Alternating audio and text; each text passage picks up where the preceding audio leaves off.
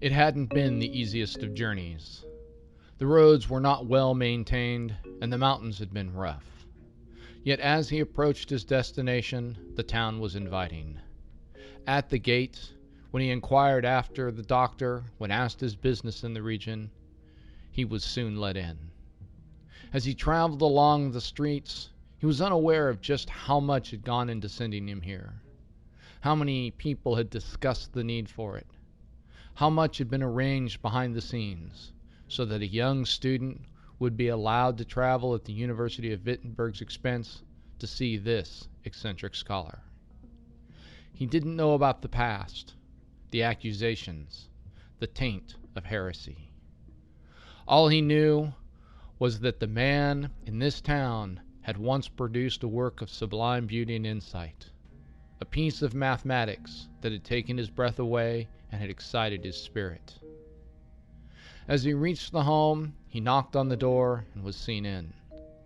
Soon the doctor arrived, and introductions were made.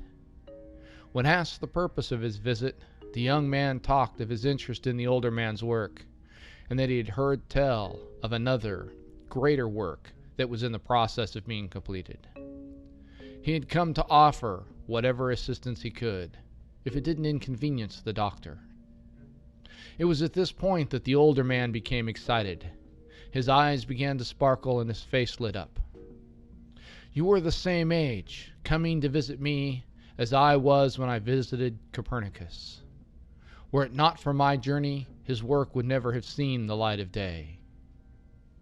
And so it was that Otto Valentin first came into the service of Georg Joachim Rheticus, and thus rescued the first truly complete trigonometric tables from the trash bin of neglect.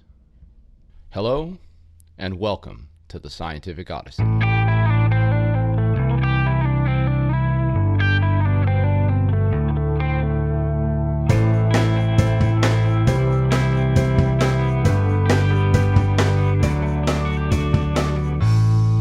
The Scientific Odyssey is a many-part journey into the history and philosophy of science. My name is Chad Davies, and I'm the writer, host, and producer of the podcast, where we consider the ideas, processes, and results of over 2,500 years of scientific inquiry and discovery. Series 3, Finding Our Place. Episode 13.2, Supplemental. Copernicus and Rheticus, Part 2.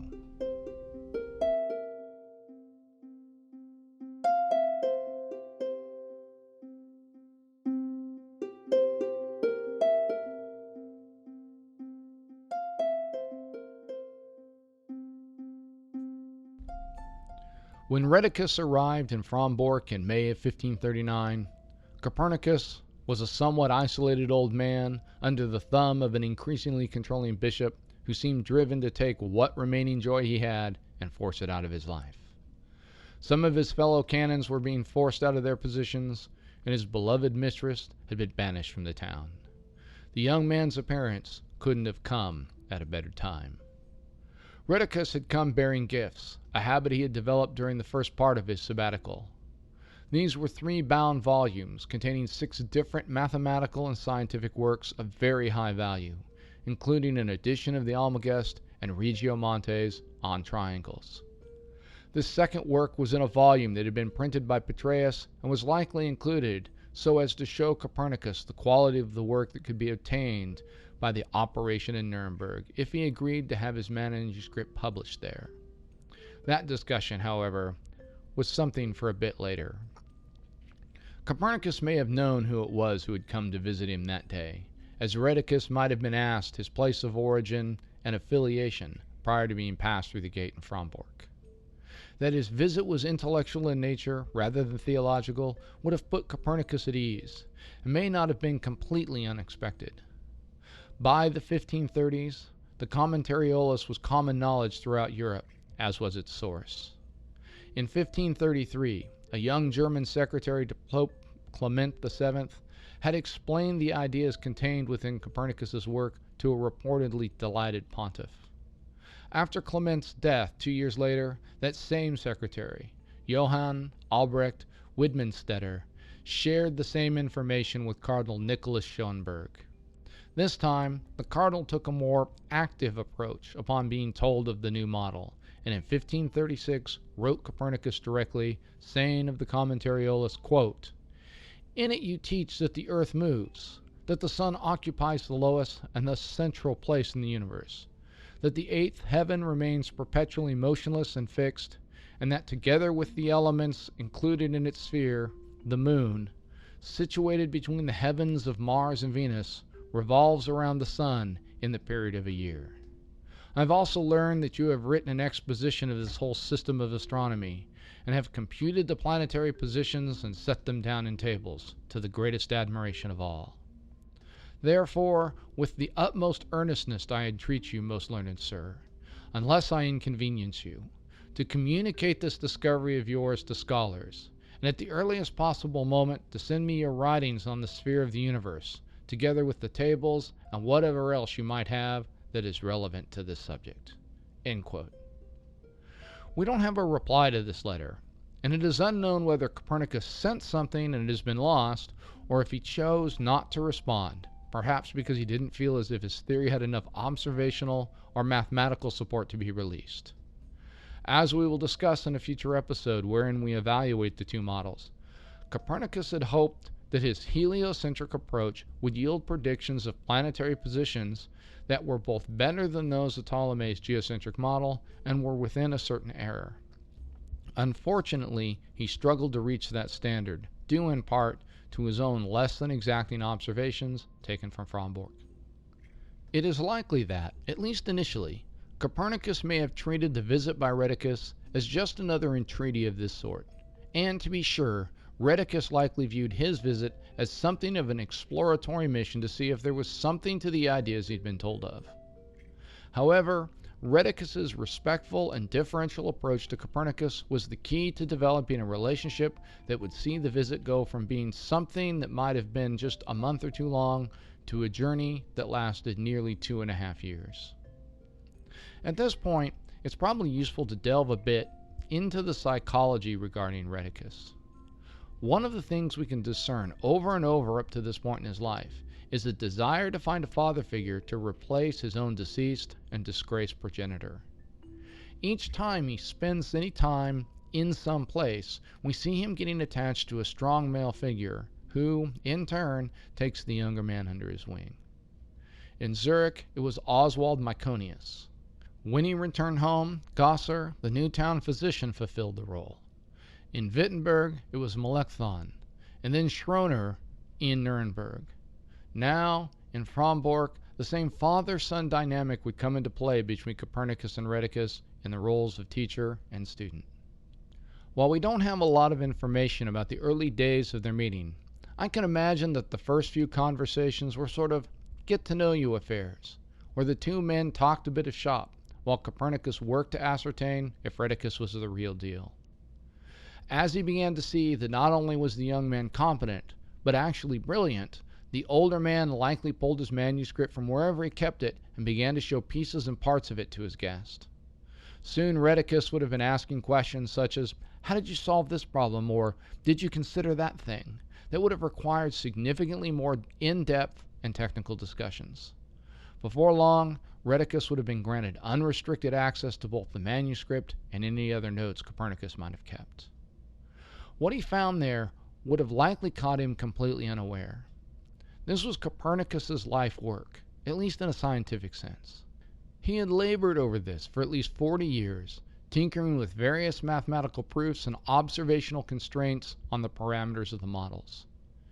It was technical, subtle, and above all brilliant. Copernicus was a good mathematician, and so it employed complex geometric and trigonometric tools to develop a way to do away with Ptolemy's equant and return the motions of the sphere to being uniform. Rheticus's admiration for the work that he now studied can be summed up in something he wrote later. Quote, "But from the time that I became, by God's will, a spectator and witness of the labors which my teacher performs with energetic mind, and has in large measure already accomplished, I realized that I had not dreamed of even the shadow of so great a burden of work. And it is so great a labor that it is not any hero who can endure it and finally complete it." End quote. It was a hard work to master what was in front of him. And within a few months, Rheticus began to reach the point of exhaustion trying to understand it. What I imagine is that the young man felt that he was under a deadline to get a full evaluation of the manuscript done so that he could report back to Schoner and Petraeus as to whether it was worth publishing. He was also trying to figure out how to convince a reluctant Copernicus that the manuscript could be published and he had the contacts to the people who could do the job at the level required. As the days in Frombork grew long and sleep was harder to come by, the young man began to reach his breaking point. Also, around Copernicus, there swirled a whirlwind of drama and accusation. But as the two men worked, one teaching and the other learning, there was a refuge from all of that. Rheticus strained at the task, while the older canon slowed him down, reminded him to consider things before jumping forward. Rheticus wrote in his first report of the work, quote, "I remember myself being driven by juvenile curiosity. I wished to hasten to the stars' sanctuary. So agreeing with that very good and very great man Copernicus, I sometimes blamed the painstaking attention to details. But he was bewildered by my soul's honest thirst, and with a soft arm he used to exhort me to take my hand off the tables. Personally, he said, if I could get the truth from a sixth part, which is an increment of 10 minutes, my spirit would exult as much as when was received the discovery of the formula of the ratios by Pythagoras." End quote. As Rheticus's health suffered, Copernicus the physician counseled that he retire from Frombork to a place more cordial to rest and repair, the residence of the Bishop of Klemno, Copernicus's old friend Tiedemann Geiss. There were also other reasons for the trip as well. With his own bishop Dantiscus on the warpath, harboring a Protestant was likely not the best idea at the moment, at least not until word could be sent that the conversations between the two men centered on things academic rather than theological. Geiss, who had initially extended the invite, had another motive in bringing the two men to him. He likely had seen the manuscript and understood it to be a great work, even if he didn't comprehend the mathematics it contained. By bringing the two to his palace in Lubawa, he hoped that with Rheticus's help, he could convince Copernicus to finally publish it. Rheticus recorded an account of one of Geiss's attempts to convince his old friend. Quote, "He," meaning Geiss, "realized that it would be of no small importance to the glory of Christ if there existed a proper calendar of events in the church and a correct theory and explanation of the motions. He did not cease urging my teacher, whose accomplishments and insight he had known for many years, to take up the problem, until he persuaded him to do so. Since my teacher saw that the scientific world also stood in need of an improvement to the motions, he readily yielded to the entreaties of his friend. He promised that he would draw up astronomical tables with new rules, and that if his work had any value, he would not keep it from the world." End quote. Copernicus, however, wavered. He contemplated publishing only the tables of planetary motion or some other small part of the work. His objections were numerous, and historians of science have puzzled over what may have been holding him back, with opinions ranging from not having achieved the hoped for accuracy in his predictions to a fear of having missed something. As we know in his letter to the Pope regarding the publication of the work, he was concerned about the public reception of the model and whether it would be ridiculed. Perhaps in a last-ditch attempt to win over his teacher, Rheticus proposed a new idea. He would write a summary of the work, mostly descriptive, under his own name and have that published.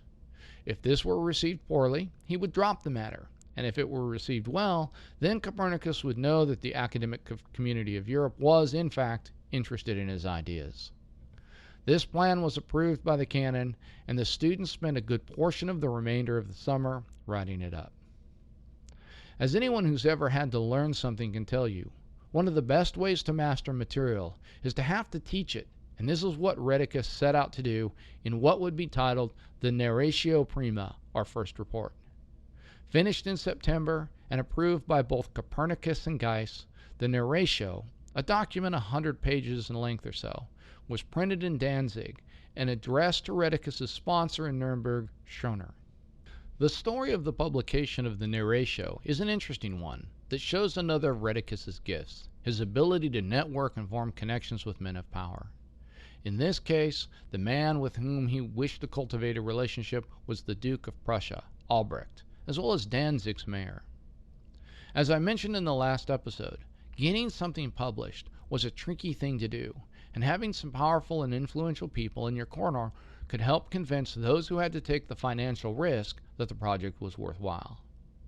By cultivating favor with important people in and around Danzig, Rheticus was signaling to prospective publishers that taking on his report was a sure way to curry favor and perhaps garner business from governmental agencies later on. The strategy worked, and in 1540, the Narratio was printed and distributed throughout Europe. It was a work that, throughout its pages, focused on the harmonies of nature and the universe. As Rheticus would write, quote, "My teacher was especially influenced by the realization that the chief cause of all of the uncertainty in astronomy was that the masters of this science, no offense intended to the divine Ptolemy, the father of astronomy, fashioned their theories and devices for correcting the motions of the heavenly bodies with too little regard for the rule which reminds us that the order and motions of the heavenly spheres agree in an absolute system. We fully grant these distinguished men their due honor, as we should. Nevertheless, we should have wished them, in establishing the harmony of the motions, to imitate the musicians who, when one string has either been tightened or loosened, with great care and skill, regulate and adjust the tones of all the other strings, until altogether produce the desired harmony, and no dissonance is heard in any." End quote. The first third of the Narratio was devoted to explaining precession from the Copernican model, and from there it opened up into a full discussion of the model's advantages over the geocentric system of Ptolemy. While it was non-mathematical in nature, just as Copernicus's Commentariolus had been, it summarized the whole theory brilliantly without merely parodying the source material. Here was an original work based on an original work, and it was enormously successful. It would eventually go through 4 editions, the 4th included in a work it inspired, Kepler's Cosmographic Mystery. There's an old aphorism that goes, quote, "No Rheticus, no Copernicus." While this is likely true, it may be even more accurate to say, "No Narratio, no Revolutionibus." The Narratio had its intended effect, exciting interest all around Europe for the publication of Copernicus' complete work. The well-respected Dutch cosmographer, Gemma wrote to Copernicus's bishop, the aforementioned Rheticus, quote, "I am filled with desire to see this business brought to fruition, and everywhere there are more than a few erudite men whose minds desire it no less than I do." End quote. Another recipient of the book, Georg Vogelin, wrote 10 lines of verse in response to its publication. Quote, "Unknown to ages past, to minds today, astonishing the contents of this book. For here the ranks of stars receive new orders, and earth, once thought to stand, now hastens round. Praise be to ancient skill for arts invented, but no less praise to achievements newly born. An envious, not a cultivated mind, dreads or despises teachings that are new. Yet should ill will forbid wide approbation, suffice it that this work delight the learned." End quote. Foreshadowed in this quote is the resistance that Copernicus's ideas would eventually be subject to, a topic we'll cover in our next episode.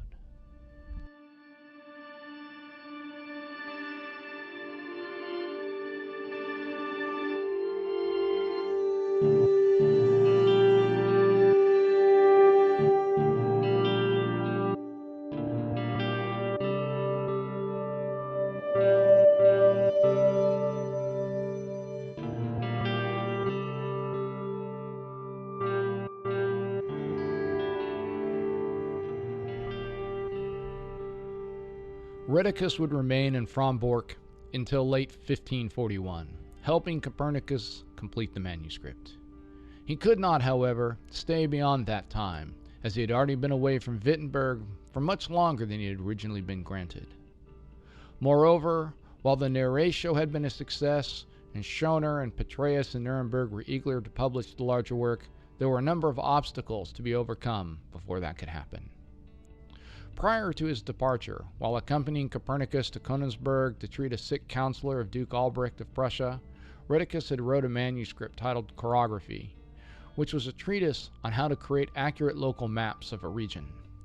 The cornerstone of this work was the importance of using triangles as the foundation of all surveying.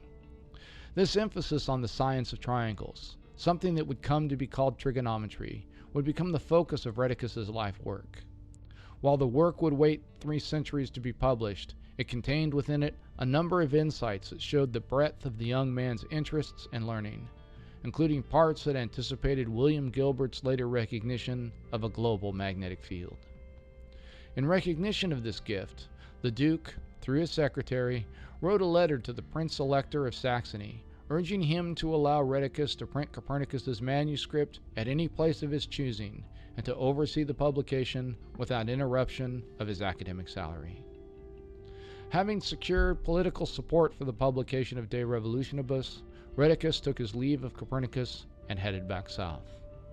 A visit that had been planned to last the summer had turned into 28 months, and what had been intended to be a meeting of 2 scholars turned into something of a postdoctoral fellowship, with Copernicus teaching Rheticus the rigors of his new model. The 2 men would never see each other again, something they likely both understood as they took leave of each other. Copernicus was nearing 70 and was growing increasingly frail. The publication of this great work would take the better part of the next 2 years, and it was improbable that Rheticus would be able to return until the printing was done. I'm sure that the leave taking that September was bittersweet for both men. As Rheticus would later tell King Ferdinand, quote, "Upon my departure, that noble old man solemnly charged me to strive to finish what old age and death would prevent him from completing himself." End quote. Upon return to Wittenberg, Rheticus had a lot of work to do. While he had been able to rely on the network Copernicus had built in Prussia to make the necessary contacts, he was significantly less well connected in Germany. His biggest hope was that he could enlist the support of his one-time patron, Melanchthon. But in his absence, things had changed.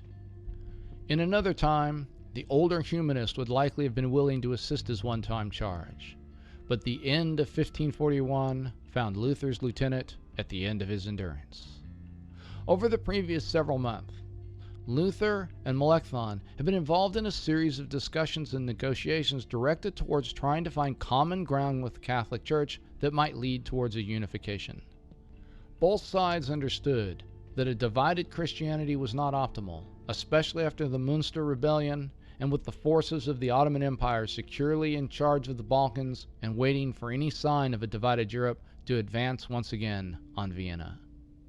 While a certain amount of progress was made, the negotiations would ultimately prove fruitless, though not without the expenditure of an enormous amount of energy on Melanchthon's part.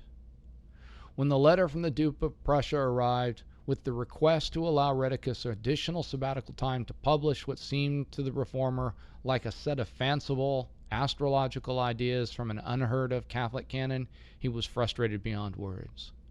Here was the fate of the Christian world hanging in the balance, and Rheticus wanted to fiddle around with publishing this collection of geometries that were clearly speculative.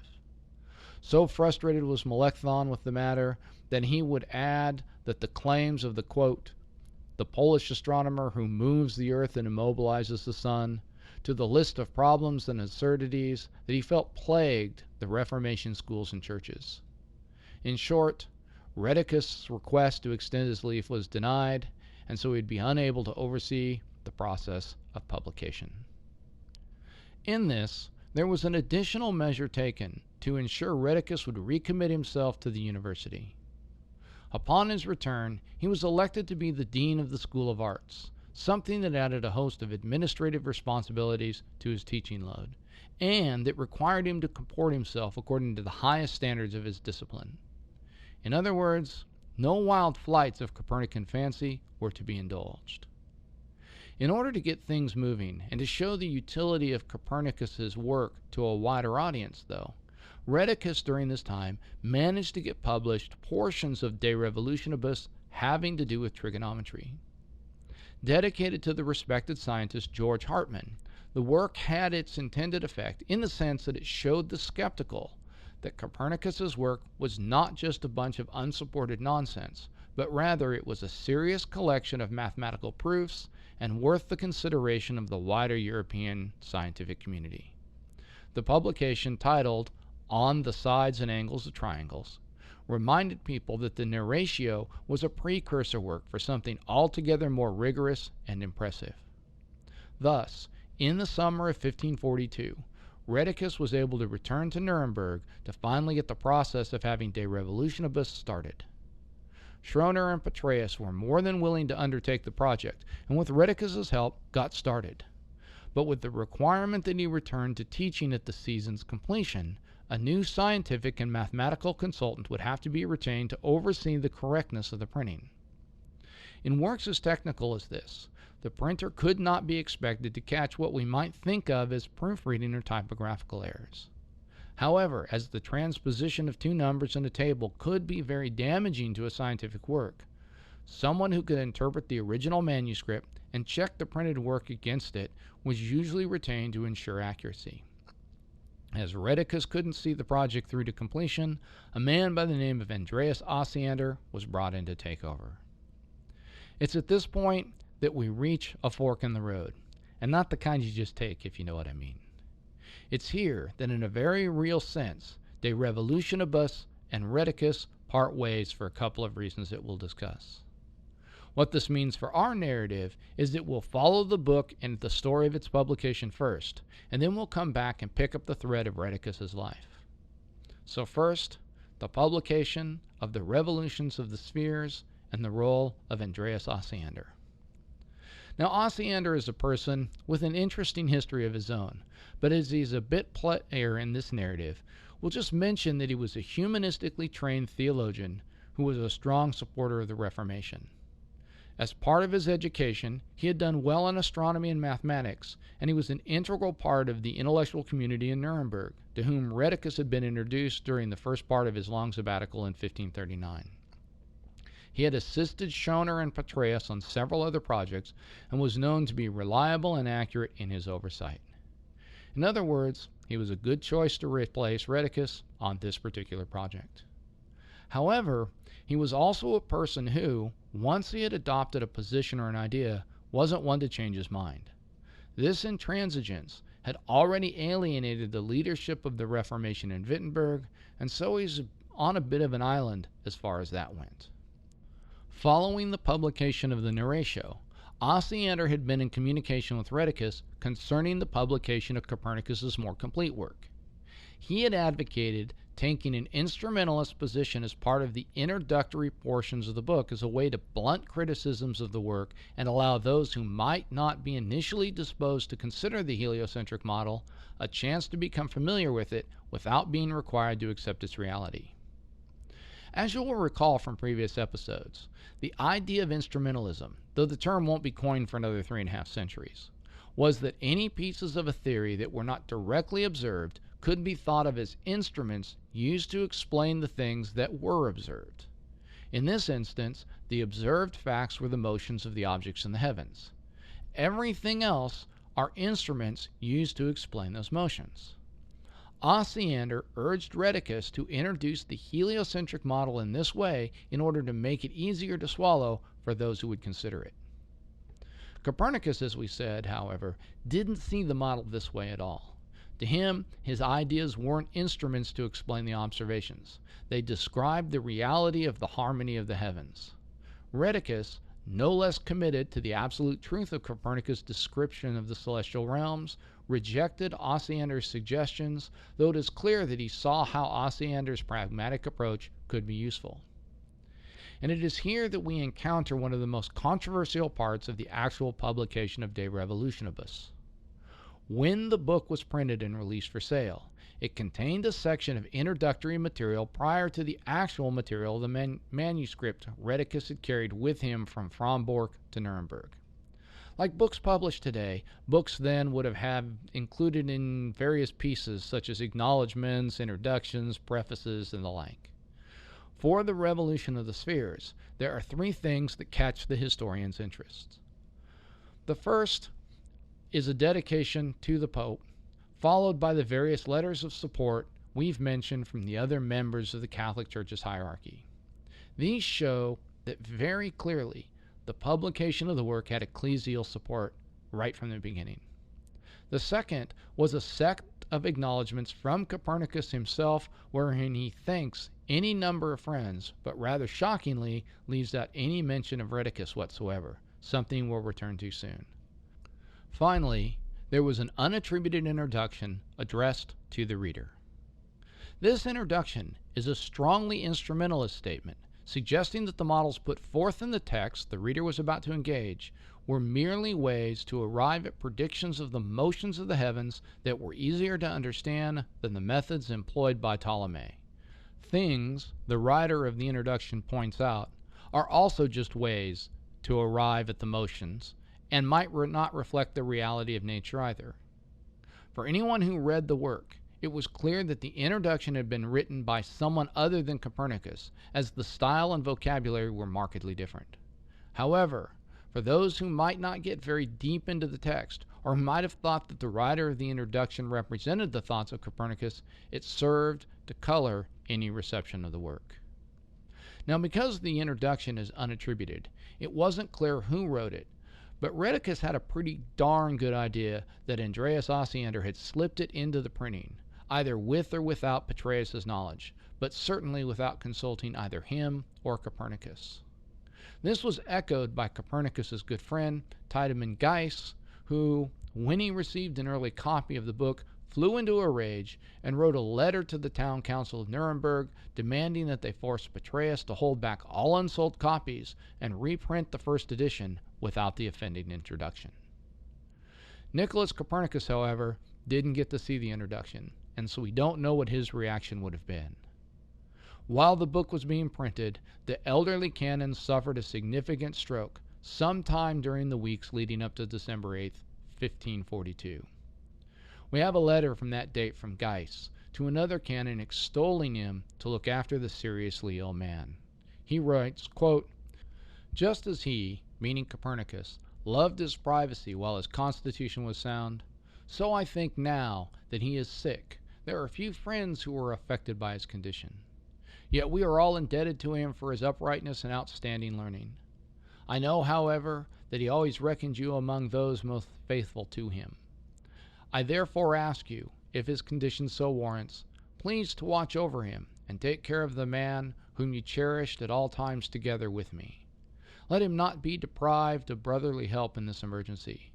Let us not be considered ungrateful toward this deserving man." End quote.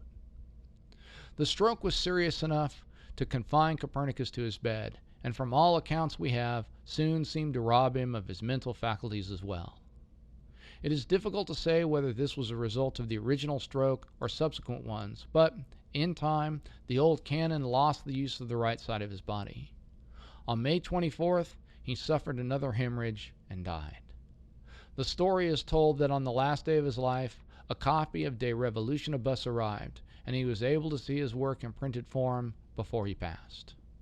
This book would be bequeathed to Tiedemann Geiss, who upon his death would pass it along to Rheticus.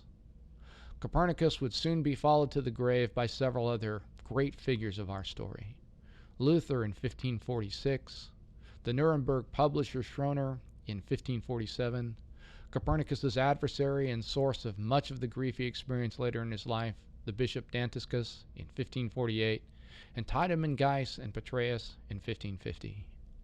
As these men passed, the fate of the De Revolutionibus and Copernicus's cosmography would pass to the next generation of scholars, most notably Georg Joachim Rheticus.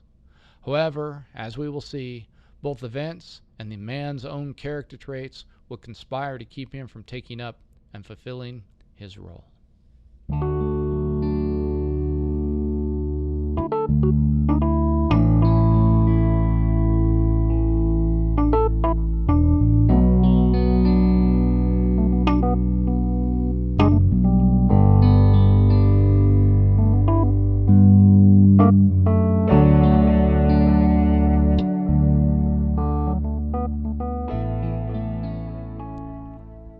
In some ways, the publication of the 2 chapters of the Revolutions as a separate work in 1541 might be considered the high point of Rheticus's career. As he had done with the Narratio, he didn't just exert Copernicus's work and get it to the printer, but instead he took the material, reworked it to make it more understandable, and in some cases, better. He started with something almost unapproachably technical, and in the spirit of any good popularizer, made it accessible to a broader audience, while not changing the substance of the material in any significant way. It really was a triumph, and there were 2 outcomes of this work. The first was that its brilliance caught the attention of the administration of the University of Leipzig, who thought that Rheticus would make an excellent addition to their faculty as the senior professor of mathematics. Now it was clear that if he remained at Wittenberg, Rheticus would always be in the junior position to Erasmus Reinhold due to the other man's extraordinary reputation as the premier humanist in all of Europe. However, Rheticus also owed his stellar rise in part to the patronage of Melanchthon, who, though no longer the rector at the university, still held great sway over the educational institutions across Protestant Germany. At the end of the 1542 spring semester, as Rheticus prepared to travel to Nuremberg to get the printing of Copernicus's full book underway, it is clear from the correspondence between the 2 men that there was a tension of some sort that had grown up between them. While Melanchthon still solidly supported Rheticus, he felt that the young man needed to find an anchor in his life. Whether that was in Wittenberg or in Leipzig seems to have been a secondary consideration.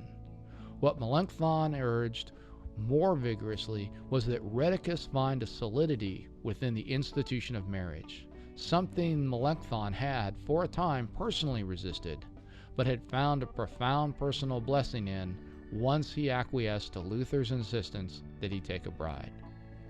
It seems that the elder Protestant was concerned about the imbalances in his young charge's life, so strongly skewed toward the scholarly pursuits that had occupied the last 5 years of his time.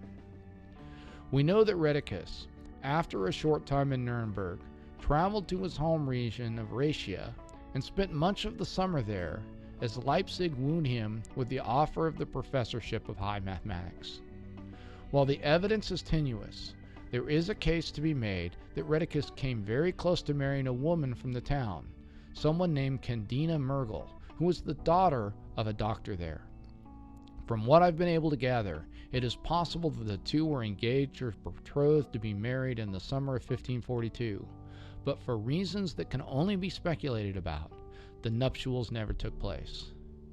As we go forward into the unfolding tragedy of Rheticus's post-Copernican life, those reasons may become more clear. During that summer, Rheticus decided to take the position at Leipzig with a significant increase in salary. It was a professional triumph for him, though, in a letter written to the rector at Leipzig, Melanchthon had advised the school to be very specific about the terms and condition of any leaves from teaching they may grant Rheticus, no doubt remembering that the 6-month sabbatical Wittenberg had granted had become a 3-year absence.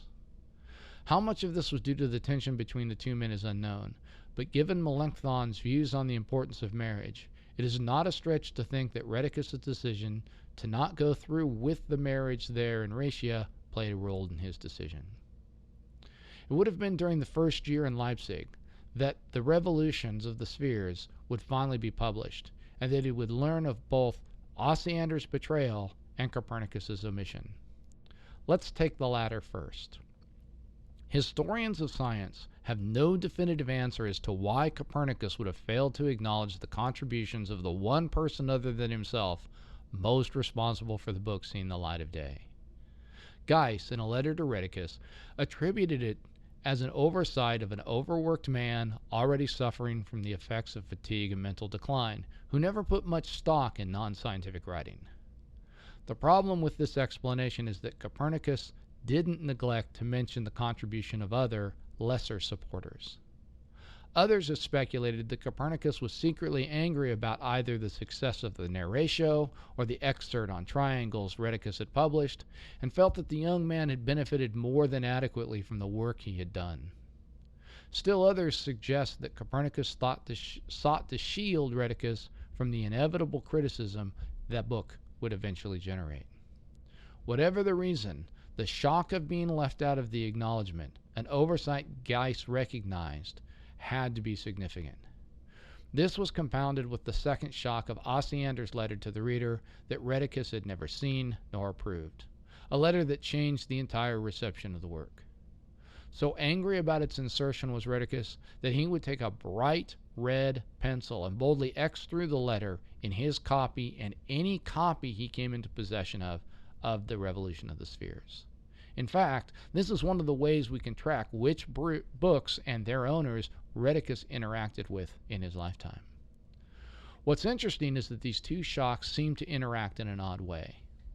While Geiss initiated legal action against Petraeus due to the inclusion of the letter, Rheticus didn't really support him in this. One has to wonder if the bitterness he must have been feeling regarding the omission of his name as a contributor to the work led him to sort of wash his hands of the whole thing for a time. This idea is supported further by the fact that he did nothing to promote the book or its reception for almost 2 years following its publication. As we've said, On the Revolutions of the Spheres is a technical, difficult, and dense book filled with impenetrable mathematics, seemingly endless tables, and hard-to-interpret figures. So inaccessible was it to even most scholars that some historians of science, most notably Arthur Kessler, in his book Sleepwalkers, have claimed that it was the book nobody read. While the historian of science Owen Gingrich, through meticulous tracking down and examination of every copy of De Revolutionis, has put lie to this claim, it is clear that only the most dedicated astronomer and mathematician would have been able to fully grasp what Copernicus had created.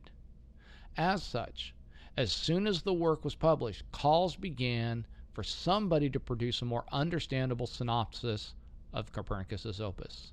And by someone, of course, most everybody meant Rheticus. Interestingly, Rheticus didn't do it. Instead, he turned to teaching duties, astrology, and the mathematics of triangles.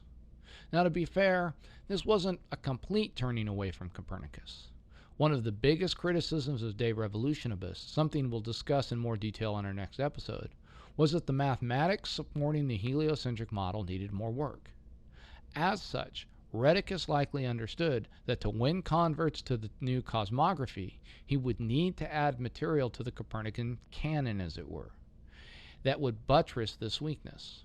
However, in his first period at Leipzig, he did not produce any works of substance, seeming only to focus on his teaching in those years between 1542 and 1545. Near the end of this stretch, he decided that he would travel to Italy to visit Girolamo Cardano, and this is likely a profound and significant turning point in his life. Cardano was widely held to be the most brilliant mathematician of his day.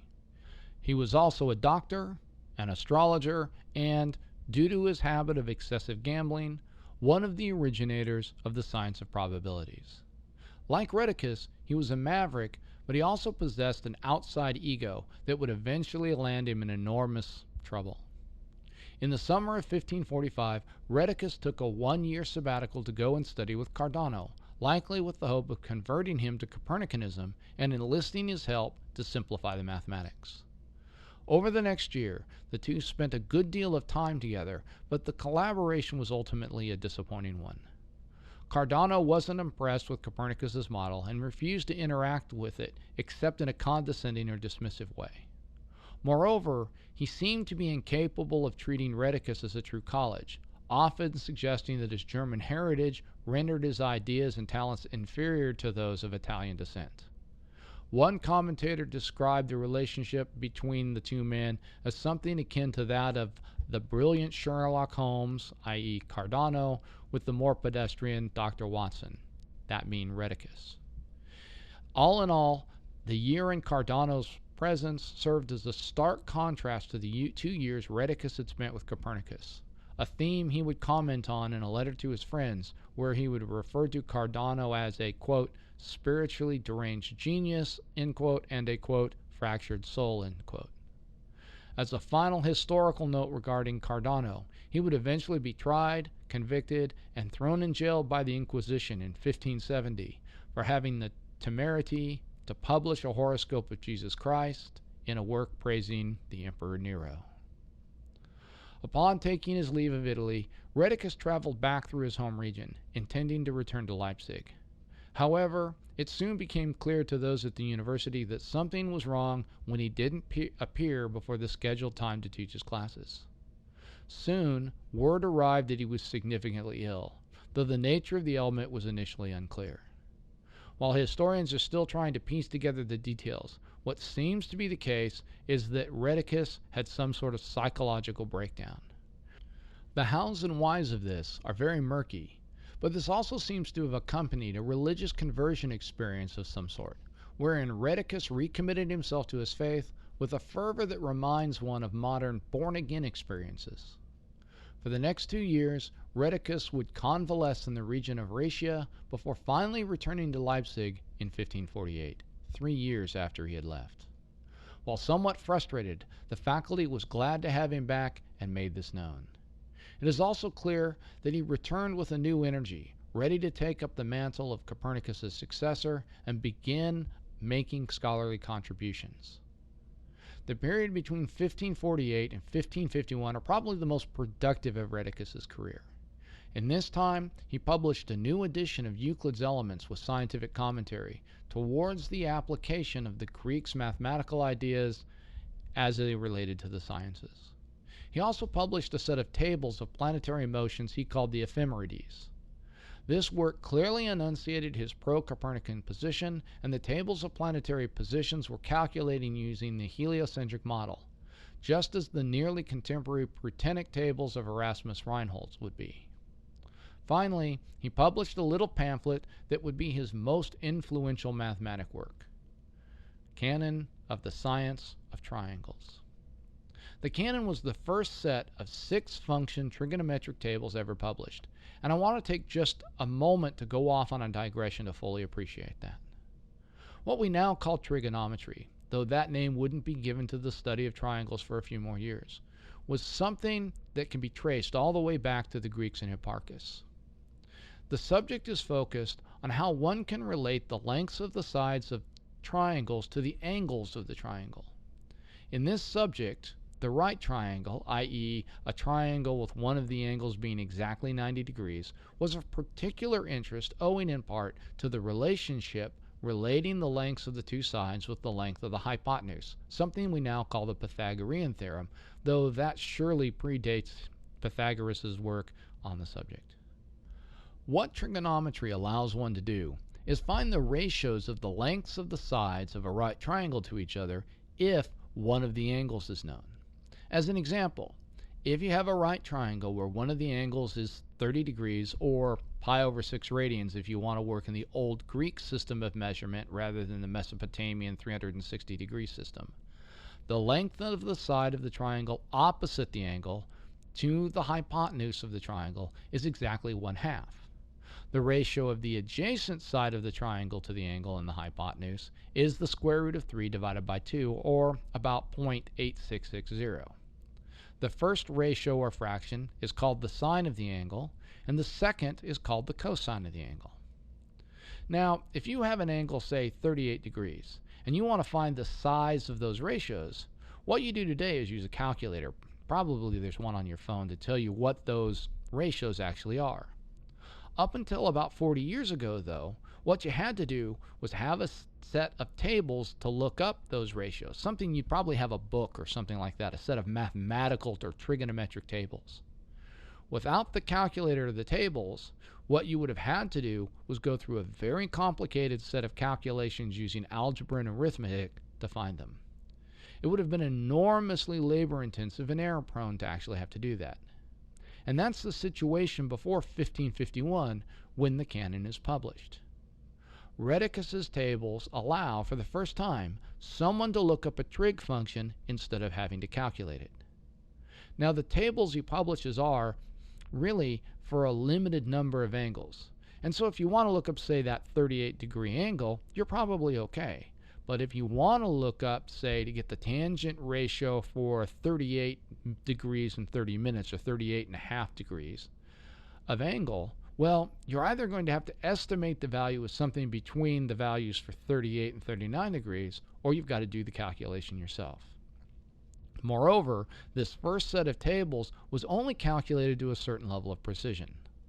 While they were probably good enough for, say, artillery work, or as we might say in modern parlance, quote, good enough for government work, unquote, they weren't going to be accurate enough for really fine astronomical or astrological calculation. It's at this point where it would seem like Rheticus's career is about to take off and fulfill the potential that so many saw in him, that disaster strikes. And it's here that many of the earlier issues and setbacks in his life may come into focus. Without getting too far into the details, in the spring of 1551, a merchant of the town brought suit against Rheticus. The charge was that the professor had gotten the merchant's son drunk and then had sexually assaulted the 17-year-old young man.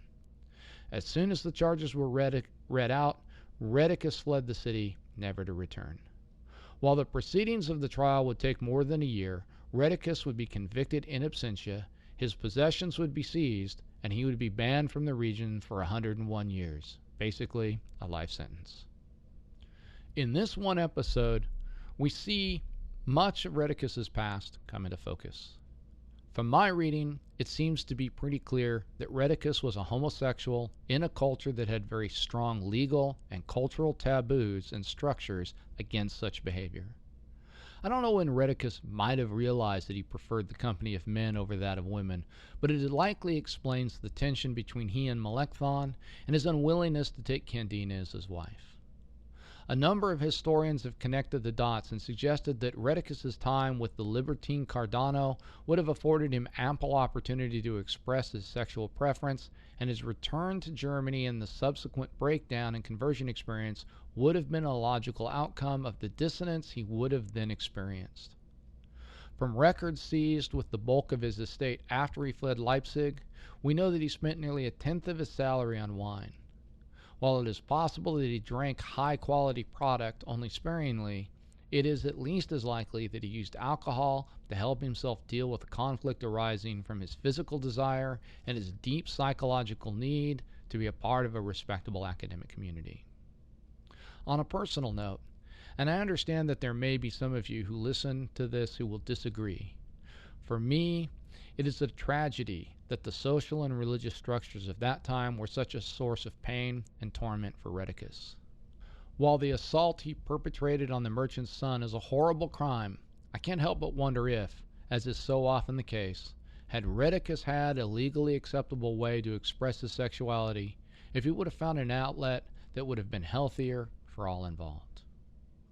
In any case, with the conviction, Rheticus's academic career was ruined, at least for the time.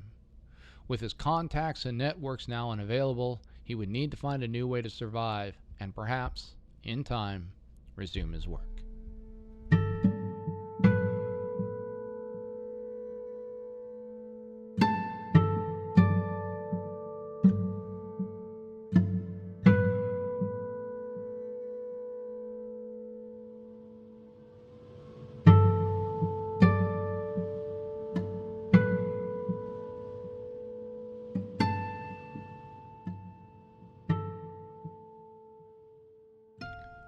What Rheticus did for the next 3 years is unclear.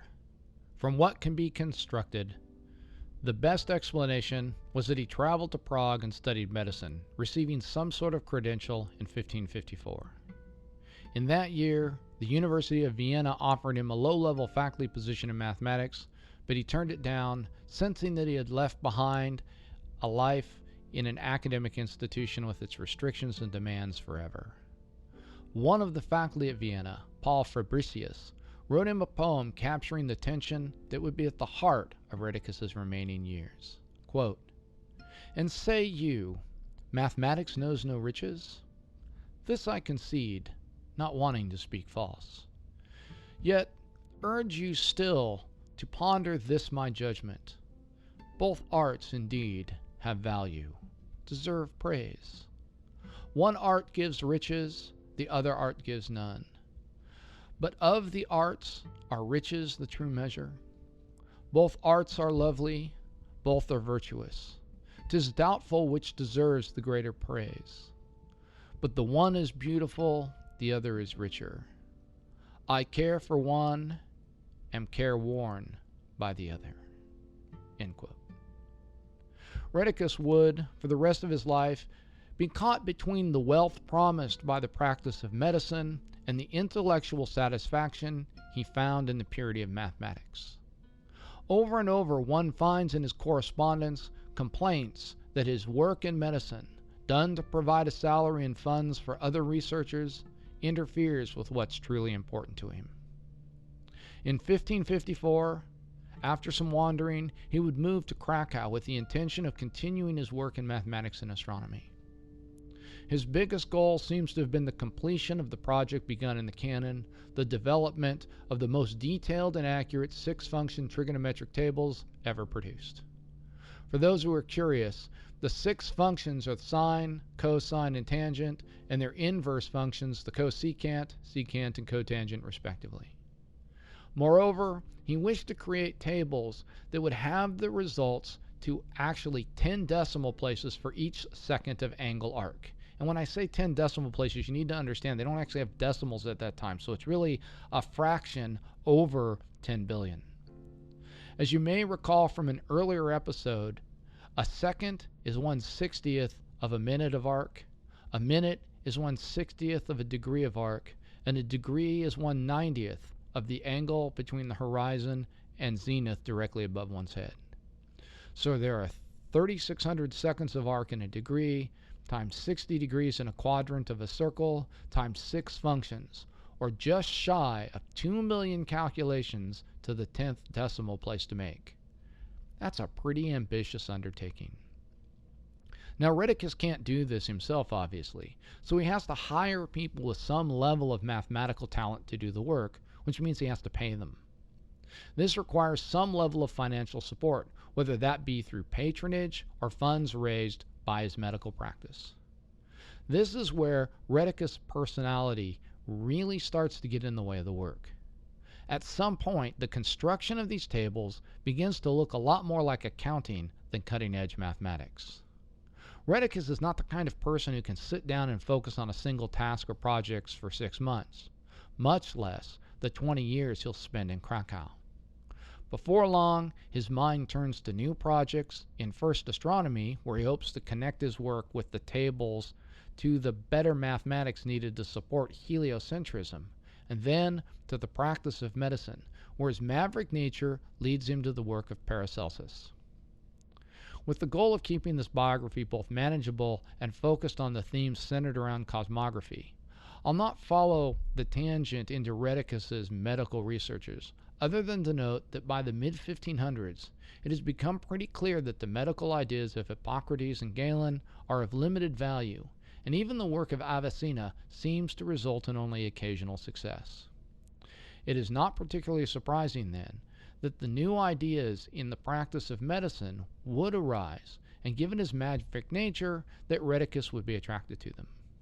Unfortunately, for a variety of reasons, the work of Paracelsus would soon become tainted with the hint of religious heresy, as well as quackery, things that would continue to burden Rheticus by association. Mostly, though, Rheticus's years in Krakow are marked by a certain sense of isolation and bitterness. He felt far from the intellectual currents of Germany, and more than anything, he missed his home. While certainly a man of great intellectual stature in the regions of Poland and Prussia, where his work with Copernicus hadn't been forgotten, he longed to glide in and out of the circles of intellectual and political power that brought Germany to the forefront of the European stage. About a decade after his move to Poland, Rheticus's work once again began to receive significant attention from other scholars across Europe. It began with the reprinting of the canon in 1563, something that attracted the attention of the faculty of the University of Paris. Recognizing Rheticus's skill as a mathematician, an offer seems to have been made to have him join the university as an astronomer with the hope that he would bring a reforming spirit to the discipline. Rheticus, for reasons that can only be speculated about, turned down the offer, but the correspondence that surrounded it seems to have done two things. First, it galvanized Rheticus out of the rut he seems to have fallen into during this time, and it created something of a revival of his name and the other works associated with him. In the first case, Rheticus wrote that he intended to undertake a program of exactingly precise observations in order to better establish the mechanical parameters of the model so as to make it more accurate, something he felt would lead to the heliocentric model's triumph over the Ptolemaic system. In this, he likely soon ran into some of the same issues that Copernicus himself had, namely, Krakow was at a latitude that made certain observations very difficult due to both the angle of the ecliptic during much of the year and the terrible weather that often affected the region. The revival also had to do with, in large part, the printing of the second edition of De Revolutionibus in 1566. In this edition, Rheticus's Narratio was included in the volume, and as such, Rheticus's contributions were clearly seen and his credentials as the first Copernican were firmly established. 2 years later, in 1568, a manifesto that Rheticus had sent a colleague outlining the work to be done, including his mathematical tables, was published as an addendum to another influential work of science. In this was a clear expression of a research plan far beyond what many in Europe had previously envisioned, and Rheticus's reputation was suitably burnished for the first time in years. All of this brought Rheticus's career once again to the crossroads of practicing medicine for money or following astronomy and mathematics.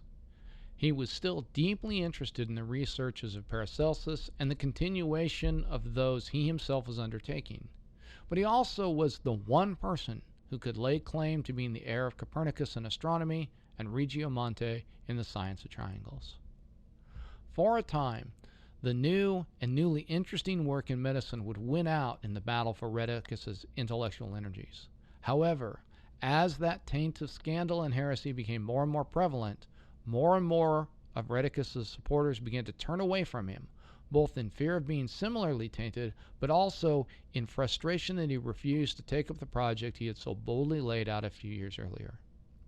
By 1570, many had given up hope that he would make substantial progress on the work, and in 1571, one writer would use Rheticus as an example in an argument that mathematical progress was being significantly impeded by a lack of financial support on the part of governments and wealthy individuals. Yet, even among the frustration, there was an understanding among many in the astronomical community that the non-medical work Rheticus had been doing on and off for the last 2 decades contained within it a wealth of benefits, if they could only focus him towards completing it.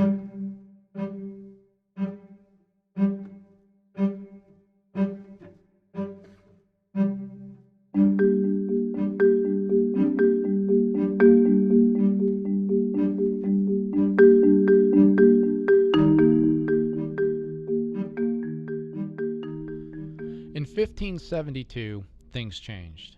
For reasons no one has been able to piece together, Rheticus left Krakow and traveled over to the high Tatra Mountains to Upper Hungary and the town of Kosovia. He had traveled there under the patronage of the region's baron, Johann Ruber. At about that same time, a young mathematics student in Wittenberg, Otto Valentin, was reading Rheticus's canon for the first time and became enthralled with not just the elegance of the work on triangles, but also in the dialogue at the end of the work that put forth the virtues of Copernicanism. As he would later write, quote, "I realized that unless we better understood the science of triangles, the way forward was blocked.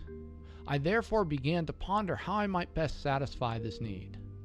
But with great luck, I stumbled across the dialogue of Rheticus, which he attached to his canon. Reading and rereading it, I sensed with wonder that it offered lessons, many indeed, truly worth learning. Aroused and inflamed by these things, I could not restrain myself, but had to seize the first chance I could to visit their author and make his acquaintance personally. So I set out for Hungary, where Rheticus was still staying." End quote.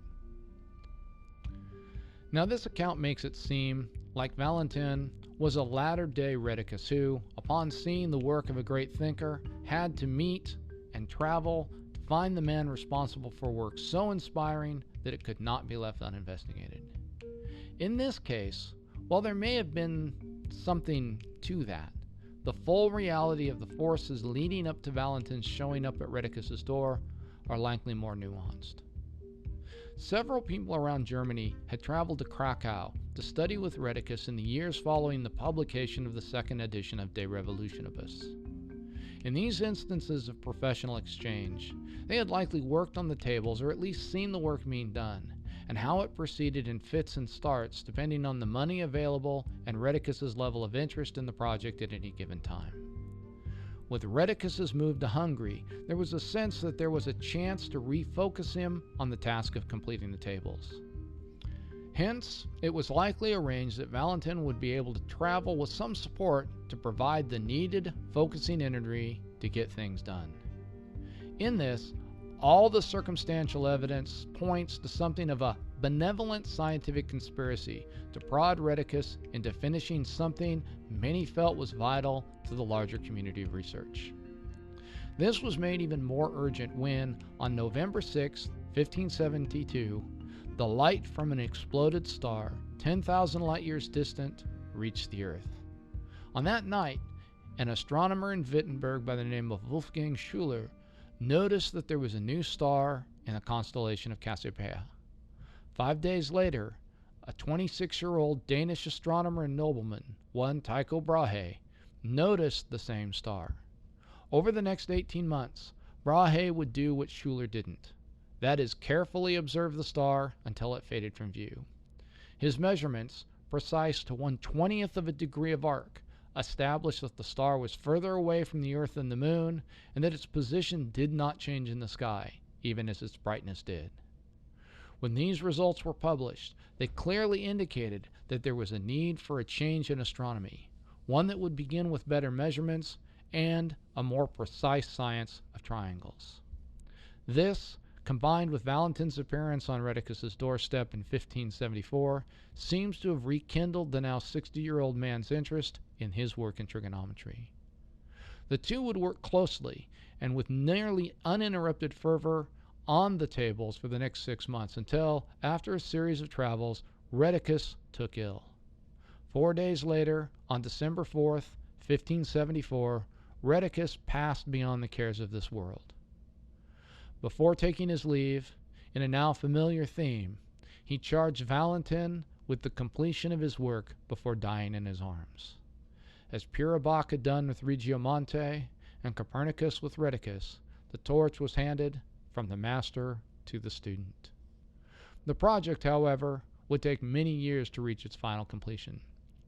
Valentin was not the mathematician Rheticus was, and he was beset with his own litany of troubles and difficulties. Not until 1596, 22 years after Rheticus's death, would the Opus Platinium de Triangulis be published. Unfortunately, the first edition was riddled with errors for angles near the 0 and 90-degree marks. It turns out that to correctly calculate the trigonometric values for angles close to these, to 10 places, one must actually do the calculation to 15 places, something Valentin hadn't done. It wouldn't be until a second edition of the book, overseen by Bartholomew Patiscus, that the errors would be corrected in 1613. By this time, the writings of Rheticus would be overshadowed by those of a man who was inspired in his belief in a heliocentric universe by the Narratio itself, one Johannes Kepler. And so we reach the end of the biography of Georg Joachim Rheticus, both inspiring and tragic. When the narrative of the Copernican revolution and the resulting scientific revolution is recounted, his is the name most often left out, I think. Yet, as we said earlier, it's pretty clear that no Rheticus, no Copernicus. Without the intervention of Rheticus in 1539, the grand manuscript of the Canon of Frombork would likely have become just another thing bequeathed to a colleague upon his death, soon to be forgotten. And as troubled a life as he might have lived, one marked over and over again by unfulfilled promise, let's remember that the modern world owes much to his brilliance and ability to communicate and network with the broader scientific community. In our next episode, we'll return to that narrative of the scientific revolution by taking a look at the impact of Copernicus's heliocentric model of the universe, by evaluating it and trying to understand why, if it were actually so elegant a thing, it would take over 200 years before it was finally accepted. Until then, full sails on your journey.